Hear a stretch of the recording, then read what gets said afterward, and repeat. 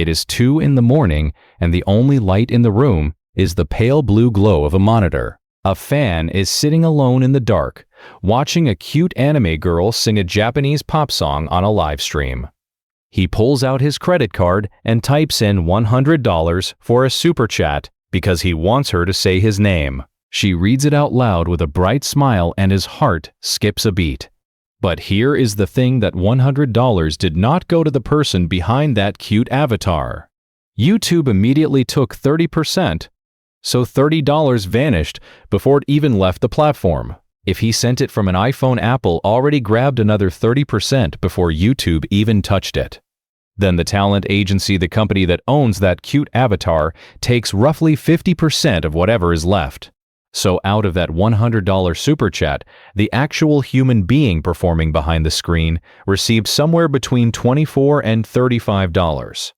And that is if she is lucky enough to be signed with a major agency. Welcome to the $3.13 billion VTuber economy, where the market is booming, but most creators are broke. In 2026, the global virtual YouTuber market reached $3.13 billion in total value. That is roughly 4 trillion Korean won, or about 2.4 billion British pounds for scale. Industry analysts project this market will surge to $4.94 billion by 2031, growing at a compound annual rate of 9.56%. But behind these dazzling numbers hides a brutal reality that almost nobody talks about. A landmark academic study published at the Kai conference analyzed over 1 million hours of streaming data from 1923 VTubers on YouTube. The results were devastating. The average monthly income across all VTubers was $2,667, which sounds reasonable until you see the median. The median monthly income was only $127. Let me say that again. The middle point, where half of all VTubers earn less, is $127 per month. That means if you lined up every single VTuber from richest to poorest, the person standing right in the middle is making less than what most Americans spend on groceries in a single week. 75% of all VTubers in the study never received a single super chat donation. Not $1. 3 out of every 4 virtual streamers are performing to an audience that either cannot or will not pay them anything at all. This is not just income inequality. This is a winner-take-all economy on steroids, wrapped in anime aesthetics. Today we are going to rip open the entire financial machine behind virtual streaming and show you exactly where every single dollar goes. By the end of this video, you will never look at a super chat the same way again. To understand this machine, you first need to understand that VTuber agencies are not entertainment companies. They are technology-fueled investment vehicles, disguised as anime studios. The biggest player in this space is Cover Corporation, the Japanese company behind Hololive production. In their fiscal year ending March 2025, Cover reported record revenue of 43.4 billion yen. That is approximately $290 million, representing a 44% year-over-year increase. Their operating profit hit 8 billion yen, which means this company is not just big, it is insanely profitable. The second giant is AnyColor Incorporated, which operates Nijisanji. Together, these two companies form a duopoly that dominates the entire global VTuber landscape. According to the research data, Hololive and Nijisanji alone account for more than 60% of all VTuber viewership on YouTube. Think about what that means. Two companies based in Tokyo control the majority of attention and therefore the majority of money flowing through this entire global industry. Their business model is elegant and ruthless at the same time. They hold open auditions to find talented voice actors and streamers. They give the selected talent a professionally designed anime avatar complete with backstory, personality traits, and a built-in fan community. In exchange, the agency takes a massive cut of everything that talent earns.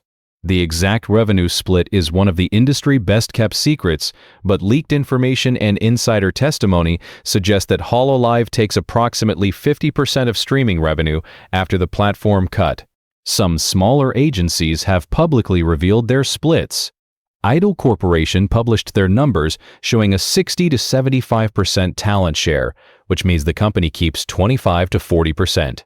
But even at those more generous rates, remember that YouTube has already taken its 30% off the top.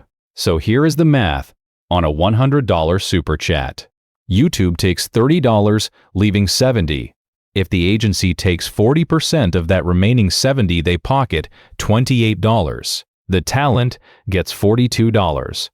If the agency takes 50%, the talent gets $35. And if the viewer sent that donation through an Apple device, the real number drops to about $24, reaching the talent. A fan sends $100 thinking they are supporting their favorite creator, and less than a quarter of it actually reaches a human being. Now multiply this across millions of transactions, and you begin to see why the market is worth $3 billion, but most creators earn almost nothing. The system has a name, and it works like a highway toll booth. Every dollar a fan spends has to pass through multiple gates before reaching the creator. Gate 1 is the platform. Gate 2 is the App Store if applicable. Gate 3 is the agency. By the time the money arrives, the creator is left holding coins while everyone else along the highway has already filled their pockets. But the toll booth analogy only explains half the problem. The other half is what happens when you are not even allowed on the highway. Independent VTubers, those who stream without any agency backing, face a nearly impossible uphill battle. The research showed that agency-affiliated VTubers consistently earned more super chats, had more paying members, and attracted larger audiences than their independent counterparts. Large agency VTubers also had significantly longer career survival rates. The data revealed that VTubers from small agencies actually had shorter lifespans than fully independent creators. This means joining a weak or poorly managed agency can be worse than going solo. The agencies do not just provide avatars. They provide an entire ecosystem of cross-promotion collaboration opportunities, brand deals, merchandise pipelines, concert bookings, and algorithmic boost from concentrated fan communities. Without that ecosystem, an independent VTuber is essentially shouting into the void, hoping someone in a sea of millions will notice. The market is now so saturated that breaking through as an indie creator requires extraordinary luck on top of extraordinary talent. Most new VTubers do not survive their first year according to community surveys, and the ones who do rarely earn enough to cover their basic expenses. Now let me show you what happens when the agency system goes catastrophically wrong. In July of 2025, the largest American VTuber agency, VShojo, collapsed in spectacular fashion. The implosion began when Ironmouse, the most popular VTuber on Twitch and VShojo most valuable talent, dropped a bombshell. She announced her departure from VShojo and accused the company of withholding over $500,000 in charity donations. During her 2023 marathon streaming event, Ironmouse had raised that money specifically for the Immune Deficiency Foundation, a cause deeply personal to her as she suffers from a real-life immune disorder. The money was supposed to go directly to the charity, but VShojo never sent it. Ironmouse also revealed that the company had failed to pay her personal streaming residuals for months. Within 72 hours of her announcement, every single talent at VShojo resigned. Kason, Zentreya, Henya, all of them gone. VShojo CEO Justin Ignacio publicly took full responsibility, admitting he had mismanaged the company into the ground. The agency had burned through $11 million in venture capital funding and still could not build a sustainable business model. VShojo officially shut down in late July 2025. $11 million of investor money? Gone. $500,000 in charity funds? Undelivered. An entire roster of talented creators left without support or proper compensation. This was not just a business failure. It was a betrayal that exposed the fundamental vulnerability of the agency model. When your livelihood depends entirely on a company that owns your character, your brand, and your audience, you have zero leverage the moment things go wrong. And VShojo was supposed to be the good one. They marketed themselves as the creator-friendly alternative to the rigid Japanese agency system. If even the self-proclaimed good guys can implode this badly, what does that say about the rest of the industry? The Nijisanji story tells a different, but equally disturbing tale. AnyColor, the parent company of Nijisanji, has faced a cascading series of controversies since early 2024. It started with the termination of popular English branch talent Selen Tatsuki in February 2024, which triggered a massive fan backlash and boycott campaign. Multiple English branch talents have since graduated or departed, including Fulgur Ovid and Ike Eveland in 2025. The company's stock price has been on a roller coaster. Just days ago in March 2026, AnyColor shares plunged over 16% after the company cut its full-year operating profit forecast for the first time since its 2022 IPO. Their English branch revenue has been in visible decline quarter after quarter. Meanwhile, the Nijisanji subreddit has become a documentation site for grievances, with fans posting anti-company memes and tracking every departure. The contrast with Cover Corporation is stark. While Hololive has been expanding aggressively into the US market, announcing new English generations, and investing in live concerts, cover stock, and revenue have trended upward. Hololive even weathered the graduation of Gore Gura in April 2025. Gura was the most subscribed VTuber in history with over 4.67 million YouTube subscribers. Her farewell stream drew 229,000 peak concurrent viewers, a record for English-language VTubers. The fact that Cover survived losing its biggest star, while AnyColor struggled even without a loss of comparable magnitude, tells you everything about the difference between these two companies. But even Cover's success story has a dark lining for creators. Remember that 43.4 billion yen in annual revenue. A significant portion of that is generated by the labor of their talents, but those talents do not own their characters. If a Hololive talent decides to leave, they walk away with nothing.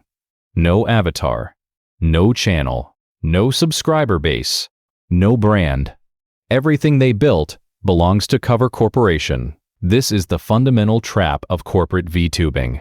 You build a career and a fan base under a character that someone else owns, and the moment you leave, you start from absolute zero. The fans followed the character, not you. Or at least, that is what the system is designed to make everyone believe. Now let us zoom out and look at the bigger picture of who actually pays for all of this. The same research study examined 6.75 million unique viewers across all those VTuber streams. Only 7.96% of viewers had ever sent a super chat. Only 12.65% had ever purchased a membership. That means roughly 92% of all viewers contribute absolutely $0 directly to the creators they watch. The financial burden of the entire VTuber economy rests on the shoulders of less than 8% of the audience. Within that small paying group, the spending is wildly concentrated. A tiny fraction of superfans, sometimes called whales in the gaming industry, are responsible for the majority of all super chat revenue. These are people sending hundreds or even thousands of dollars to a single streamer, often repeatedly. The parasocial relationship between a VTuber and their most dedicated fans is the engine that drives the entire industry. Fans develop deep emotional attachments to these virtual characters, feeling genuine connection, intimacy, and loyalty, despite the relationship being entirely one-directional. The agencies know this. They design everything from the character lore to the stream schedule to the special birthday events to maximize that emotional bond, because that bond converts directly into super chats and memberships. It is a business model built on manufacturing artificial intimacy at industrial scale. And here is perhaps the most uncomfortable truth of all. The research found that large agencies like Hololive and Nijisanji cultivated fan loyalty to the agency brand itself, not just to individual talents. Fans who followed one Hololive member were significantly more likely to also watch and financially support other Hololive members. The agency becomes the product, and individual creators become interchangeable components within that product. This is why Cover can survive losing Gura. The fans are loyal to Hololive, not to any single performer. It is brilliant from a business perspective and absolutely terrifying from a creator rights perspective. So where does this leave us in 2026? The VTuber market is bigger than ever at $3.13 billion and climbing. The technology is getting better with improved motion capture artificial intelligence, assisted avatar generation, and real-time rendering, making it easier and cheaper than ever to become a virtual streamer. But easier to start does not mean easier to succeed. The market is oversaturated. Competition is brutal, and the economic structure ensures that the vast majority of revenue flows upward to platforms and agencies rather than downward to creators. The top 1% of VTubers capture most of the total income. The bottom 50% earn essentially nothing. The agencies that sit in the middle extract enormous value while bearing relatively little of the creative risk. If you are a fan and you want your money to actually reach the creator you love, there are a few things you can do. First, avoid super chats through Apple devices because that double 30% cut is devastating. Second, look for direct support options like personal tip jars, merchandise stores, or crowdfunding pages that bypass the agency entirely. Third, if a creator goes independent after leaving an agency, follow them and support them there, because that is when they need it most, and that is when your dollar actually reaches them whole. If you are a creator considering entering this industry, go in with your eyes wide open. Understand the revenue splits before you sign anything. Build your personal brand alongside your avatar brand so that if you ever leave, you are not starting from zero. And remember that for every Gura who reaches 4 million subscribers, there are thousands of creators streaming to empty rooms making less than $127 a month. The $3.13 billion VTuber empire is real. The money is real. But for most of the people who actually create the content that drives this industry, the empire is nothing more than a beautiful animated prison with golden bars, and the key is held by someone who will never ever give it back. The question we all need to ask ourselves is this: in an industry built on the illusion of intimacy and connection, who is the real product being sold?